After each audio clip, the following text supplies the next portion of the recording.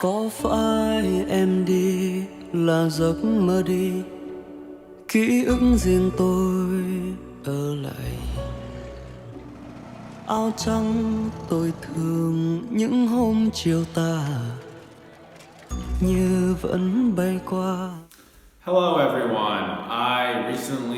Actually not recently, I watched the movie, Vietnamese movie Biếc, Dreamy Eyes, whatever it's called, a few weeks ago actually, and I didn't plan to review it because this is my first Vietnamese movie and I don't think I totally have a gauge on their movies and how they're done and what to expect from them enough to review it. But I've noticed that the movie is still playing. It seems to be Vietnam's big tentpole movie of this year, last year, this time of year.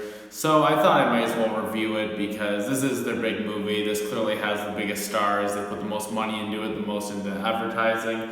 And I'd like to talk about it. Overall, I'd say it's a very good, maybe not very good, but it's definitely a good movie. I really enjoyed it. It requires quite a bit of suspension of disbelief as far as the story goes.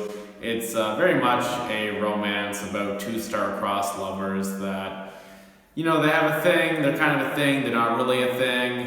It takes place over the course of decades, and yeah, it's one of those romances that it's it's just never meant to be. I'm not going to spoil the ending, but it's a lot of waiting, a lot of, oh, will they, won't they?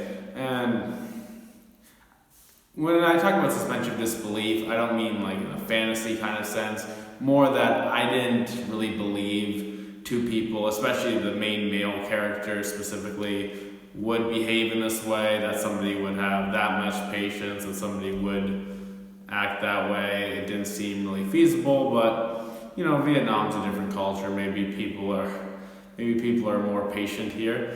It is well directed, it is well shot. Clearly a lot of love went into this movie, and it was actually a lot more real feeling than a lot of Western, a lot of American cinema, in that you could tell that there weren't a lot of sets. They filmed the movie in Saigon. It was clearly Saigon, it looked like Saigon. They filmed in Vietnamese villages, they used real actors with not as much makeup maybe as you'd see in Hollywood movies, and it's not like in a Hollywood movie where if a movie took place in New York, some movies are filmed completely in New York, but a lot of them are filmed 80% in Hollywood on the Warner Brothers or Universal New York sets that are just a street long. And then you just have the establishing shots filmed in New York. Because the United States is really big, same as Canada, big countries. It's tough to move around and film everything actually on location. Whereas this movie did that. It's Vietnamese made. It's very Vietnamese just in culture and tone and people. I think there's a tiny bit of maybe outdated ideas, outdated humor in this movie. There's some potty toilet humor in it that I didn't really think that was that funny. It's not something you'd see in most modern movies. I think we're past a lot of jokes like that. But again, the cinema of Vietnam is just catching up. So would I recommend this movie? Yes.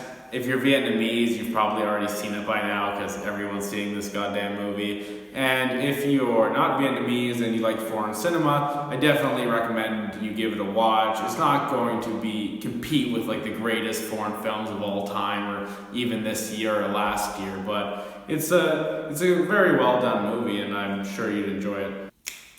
So that is it for this review. Rate, comment, subscribe if you enjoyed this video.